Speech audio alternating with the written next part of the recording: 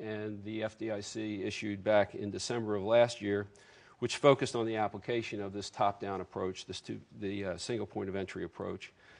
There's further evidence of this cooperation. Actually, it was this past month here in Washington when Bank of England Deputy Governor Paul Tucker spoke at a meeting and said that the UK is prepared to cooperate with U.S. authorities and if we start to resolve a big domestic bank with a UK presence.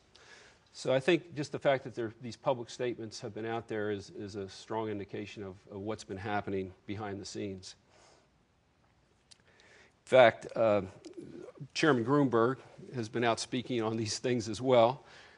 He did note in October of this year that we are in the process of developing close working relationships with many other foreign entities as well. And in fact, just last week, he was in China, meeting with the People's Bank of China. And there he signed an MOU which was designed to extend our international working relationship on both deposit insurance and resolution practices. We're also coordinating with representatives of the pan-European regulatory bodies to discuss issues of mutual interest, including the resolution of the European G-SIFIs. The FDIC and the European Commission have established a joint working group of senior executives that focus on resolution and deposit insurance issues. The working group convenes twice a year, once in Washington and once in Brussels, and there is ongoing collaboration in between those formal sessions. In fact, the second formal meeting just took place in Brussels last month. Topics of these meetings include the status of the EC's Bank Recovery and Resolution Directive, the EC's proposal for single resolution mechanism, as well as our FDIC single point of entry strategy. On the multilateral front, the FDIC has been active in promoting international financial stability with the Financial Stability Board, and in particular, efforts to establish greater coordination in connection with cross-border resolution through the Resolution Steering Committee, the Cross-Border Crisis Management Group, and a number of technical working groups.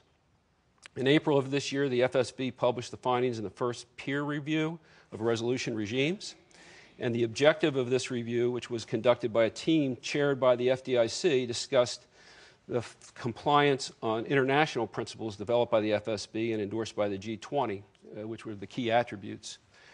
And the objectives of the review were to encourage consistent cross-jurisdictional and cross-section implementation and to evaluate to the extent possible the standards and policies that have they had the intended effects, and to identify gaps and weaknesses in the reviewed areas so that recommendations could be made for follow-up so we could continue this international coordination activity.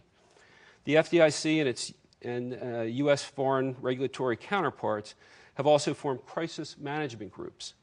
And these CMGs, under the auspices of the FSB, have been formed for each of the U.S. G-SIFIs designated by the FSB. So these CMGs, consisting of both home and host country authorities, meet, and that enhances institution-specific planning for possible future resolution to allow authorities to identify impediments and to resolve them and identify unique characteristics of each financial company.